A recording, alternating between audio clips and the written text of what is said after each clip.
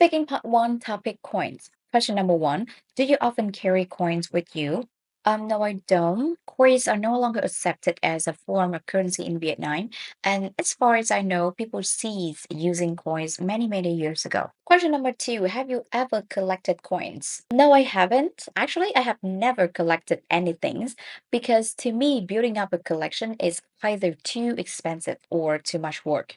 Number two, no. As I said earlier, when I was born, there were basically no circulating coins. So I don't even have a chance to touch a coin, let alone collecting them. Question number three, do you think that it is convenient to use coins? Although I haven't had a chance to use them as money, I think that they are not really convenient because they are quite of heavy, and it's highly likely that you may lose them. Question number four. Did you use coins as a child? Sample one. Of course not. I didn't use coins as a real money, but we did use some game coins at the recreation center. We had to trade our regular money for these coins, and they were only of value in the game context. Number two.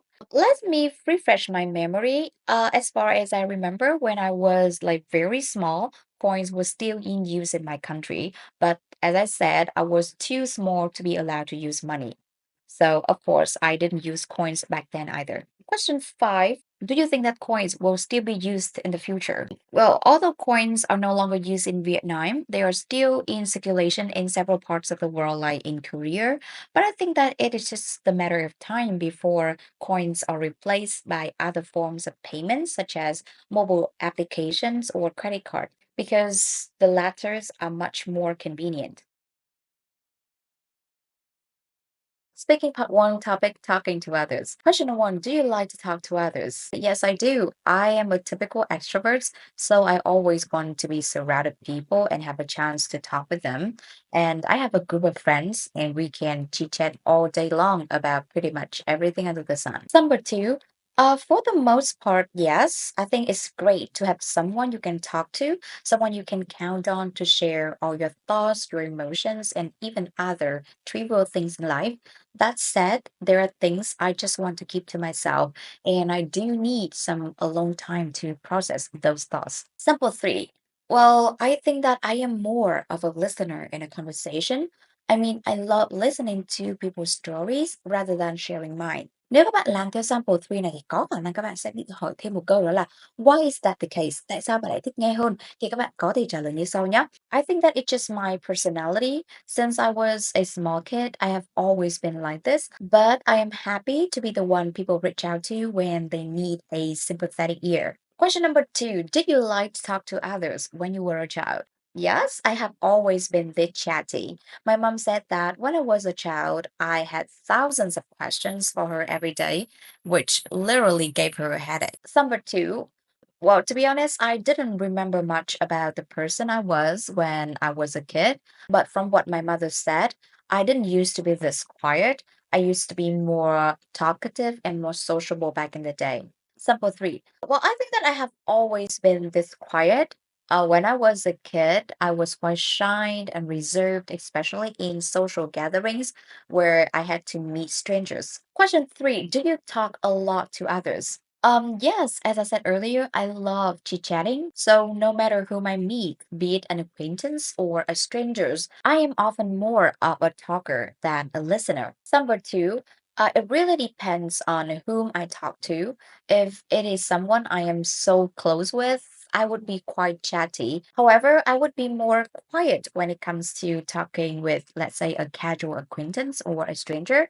I often make some observations before opening up to them.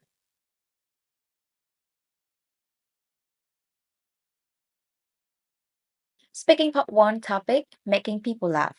Question number one, do you like watching movies that make you laugh? Definitely yes. My go-to type of movie is rom-com and comedies. I mean, who doesn't like some laughter after a long day at work or school, right? Number two, not really. I mean, it's okay for me to watch a rom-com or a comedy when I am with my friends, but personally, I find this type of movie quite boring because they're generally predictable and even shallow sometimes. I prefer something more stimulating or originals like detective movies, thrillers, or sci fi. Sample three.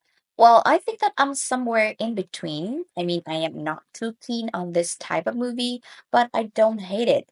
I think that rom-coms or comedies are perfect choices for a movie night with friends where we can have some light-hearted laughter.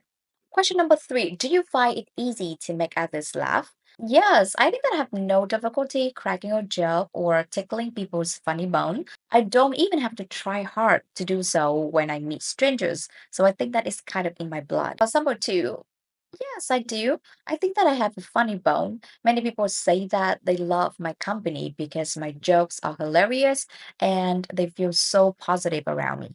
Sample three, I think no. There's so many times I try to be funny, but then my jokes fall flat, which is really embarrassing.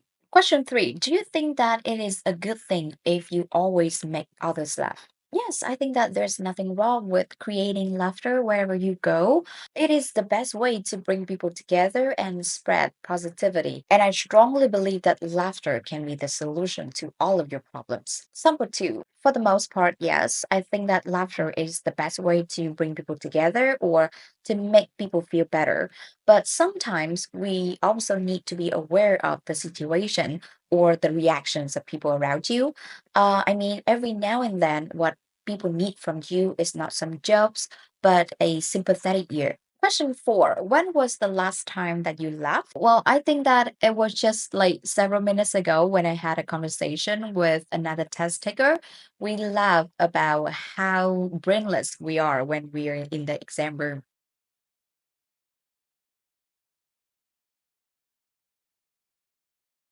Speaking part one topic, riding a bicycle. Question number one, do you like riding a bicycle? No, I don't. Although I know that it is a great way for us to exercise, it is just too tiring for a person who doesn't like physical activity like me. Number two, no, I don't. Riding a bike is way too exhausting to be enjoyable for me. And you know what? I am often covered in sweat after just a 10-minute ride. So I gave up on that activity a long time ago. Number three, yes, I do. And I currently go to school by bike. And although many of my friends prefer something less physically demanding, like an electric bike or motorcycle, I still love riding my bike because I believe that it is the best way for me to exercise given my busy schedule. Sample four. Well, I think I'm kind of neutral about it. I mean, I am not too keen on that activity, but it's okay for me to go for a ride in a park once in a while. Với những bạn mà trả lời là các bạn không thích đạp xe thì có thể các bạn sẽ bị giám khảo hỏi thêm một câu bất ngờ nữa. Đó là when was the last time that you ride a bicycle? Thì các bạn có thể trả lời như sau nhé. As far as I remember, it was when I was in secondary school. At that time, my house is too far from my school for me to walk there, and I was not allowed to ride a motorcycle. So riding a bicycle was the best option for me back then. Question number two, are there many young people riding bicycles in Vietnam? I think no. From my observation, youngsters these days love to get around by motorbike, by car, or even by public transport because they are less physically demanding. And you know what? Even in the countryside, traditional bikes are becoming less common and are being replaced by electric bikes. Question number three, would you cycle more in the future? I don't think so. I think that in the future, I will still be a couch potato who loves to lie on my bed rather than going out to do sports. And if I ever need some physical exercise for my body, I would just do some simple stretches or like do exercise that I find on YouTube at home. Sample two, it really depends. I mean, I will move to Hanoi for my university education in the next 2 years. And if my house is close to the campus, I think that I will go to school by bike. But if it is too far, I would go for something more practical like motorcycle or public transport. Sample three. Well, let me think about it. Much as I love riding a bike once in a while now, I don't think that in the future I would do this activity more frequently. This is because the pollution in our city is going to be like more serious and traffic is getting crazier. So riding a bike outside is not really a sensible option. Question four, do you think that bicycles will do well in your city? 100% no. I mean, our roads are always jam-packed with large vehicles such as cars or buses, and there are basically no dedicated lanes for bikes, which makes it really dangerous for cyclists when they are in traffic. Support two. No, I don't think so. First of all, as I said earlier, the traffic in my city is like crazy, which makes it really dangerous for cyclists. And when it comes to open spaces where people can safely ride their bike, like parks, they are so few and far between.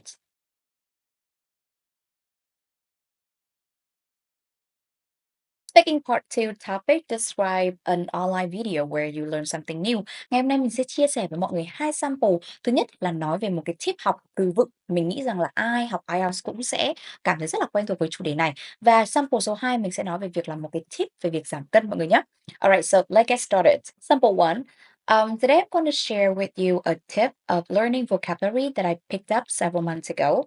Something about me first. Back then, I was studying for the IELTS test and I was faced with a lot of problems, one of which was memorizing vocabulary. I tended to forget new words after just 1 week, which was really demotivating. And then I came across this video by a teacher who has many years of experience in teaching.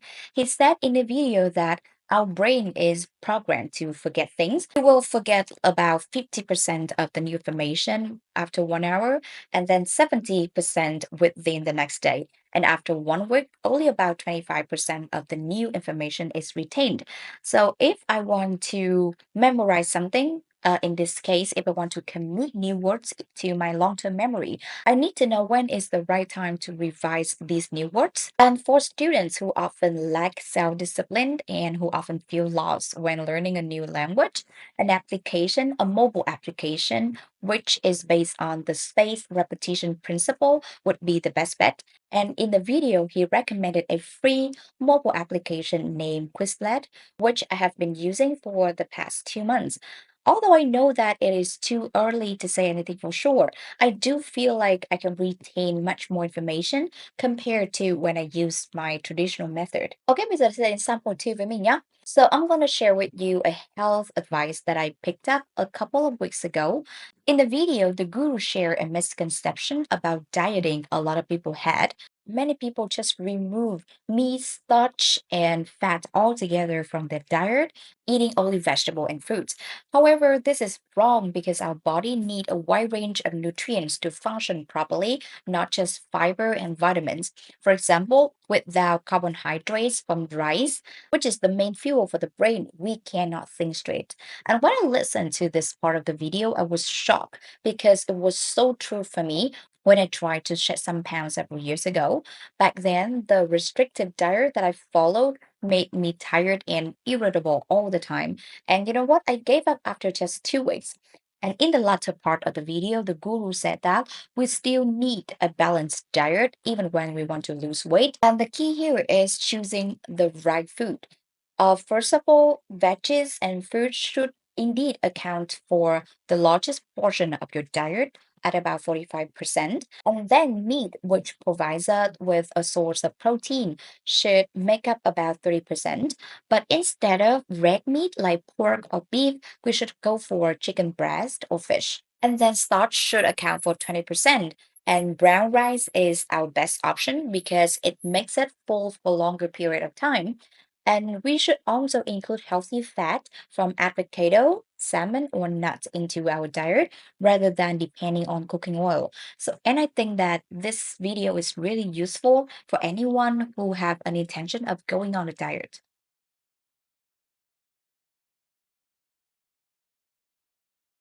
Tiếp tục nói về speaking part 2 với mình nhé. Mọi người có nhớ câu chuyện về việc khó khăn mà chúng ta gặp phải khi lựa chọn trường đại học không ạ? Và cùng cái câu chuyện đó thì chúng ta sẽ sử dụng nó cho những đề như sau ngày hôm nay nha. Thứ nhất đó là a person who has strong opinions. Number two, a person who likes to read a lot. Number three, describe a person who has chosen a job in the medical field. So let's get started with the very first topic. Describe a person who has strong opinions. I think that one of the most strong willed and persistent people I have ever met my entire life is my cousin. So, talk a little bit about her. She is around my age. So we're more than just cousin. I know a lot of stories in her life, and I have to say that they're really interesting. And so what I mean by that is, unlike us kids back then who had no idea what to do with our life, since my cousin was a small kid, she has always known that becoming a doctor is her true calling. But the thing is, although this is a noble and respectable job in Vietnam, her parents didn't really approve of her idea. They thought that being a doctor is too demanding for a girl. She would have to be on call every day on the weekends or even during holidays, leaving no time for her family in the future. And she convinced her that if she still wanted to have a job in the medical field, she should go for something like working in the pharmaceutical industry. But no matter what they said or did, she wasn't swayed. She insisted on applying for the medical school to become a doctor. And she said that even when she had to do several jobs to cover the tuition fee by herself, she would still go for it. And of course, finally, her parents came round to her decision and let her decide her own life. Vậy thì với câu chuyện về người chị làm bác sĩ này thì chúng ta sẽ sử dụng nó cho cái đề về medical field nó rất là đơn giản thôi. Và các bạn chỉ cần thay câu mở đầu như sau. Today I'm going to talk about my cousin who is currently a medical student. And what is interesting about her is that her career stories are quite dramatic to me. Since she was a kid, she has always known that becoming a doctor is her true calling. But the thing is, although it is a noble and respectable job in Vietnam, her parents didn't really approve of her idea. Đó, và phần phía sau thì các bạn sử dụng nguyên cho mình cái phần sample ở phía bên trên nhé. Bây giờ chúng ta sẽ cùng đến với đề số 3, đó là describe a person who reads a lot. Và chúng ta vẫn tiếp tục câu chuyện về người chị họ học ngành y này nha. There are so many avid readers around me, but the most interesting one among them is my cousin, who is currently a medical student. What is special about her reading habits and preferences is that she isn't really into reading normal genres of books that we often think about, such as detective, rom-coms, thrillers, or like sci-fi. What really appeals to her is science research, medical journals, or case report. To this point, you may think that there's nothing wrong and nothing special about a medical student reading these kinds of materials, right? To become an excellent doctor, a medical student needs to read that much. But the thing is, to my sister, it is not something that she has to do or something she needs to do. She is really engrossed in it. If she could ever find a good read in the medical field, she could even skip meals to read it through. And during the exam, the library literally becomes a home, and she actually enjoys so much. She told me that nothing feels better than being surrounded by good books. And sometimes I wonder if she is a real human being or not. But that is not to say she's a nerd. On the contrary, my cousin is really humorous and sociable, who makes friends easily.